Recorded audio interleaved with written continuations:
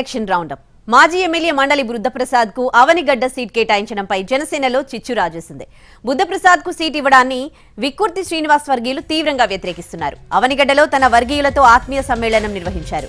జనసేన పిల్లల పార్టీ అని కామెంట్ చేసిన బుద్ధప్రసాద్ కు సీటు ఎలా ఇస్తారంటూ శ్రీనివాస్ వర్గీయులు ఆగ్రహం వ్యక్తం చేస్తున్నారు.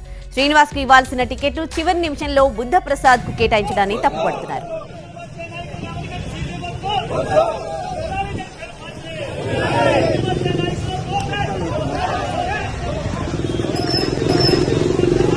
అవినిగడ్డ సీటు పంచాయతీ కొత్త మలుపు.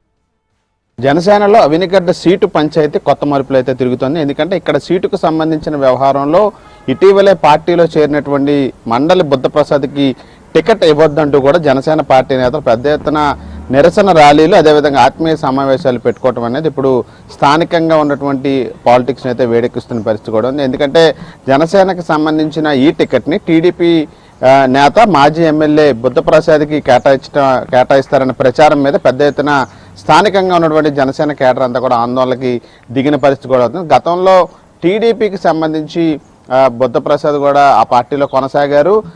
జనసేనకు సంబంధించి అది చిన్నపిల్లల పార్టీ అని కూడా ఆయన గతంలోనే విమర్శలు చేశారు. అదేవిధంగా పార్టీని అవహేళన చేసిన నేపథ్యంలో అలాంటి వ్యక్తికి టికెట్ ఏ విధంగా కేటాయిస్తారనే అంశం మీద అయితే పార్టీ నేతలు పెద్ద ఎత్తున 6 మండలాలకు సంబంధించిన నేతలు కూడా ఈ రోజున విక్కుర్తి శ్రీనివాస్ ఆధ్వర్యంలో ఆత్మీయ సమావేశం నిర్వహించి పాల్గొనడం కూడా జరిగింది.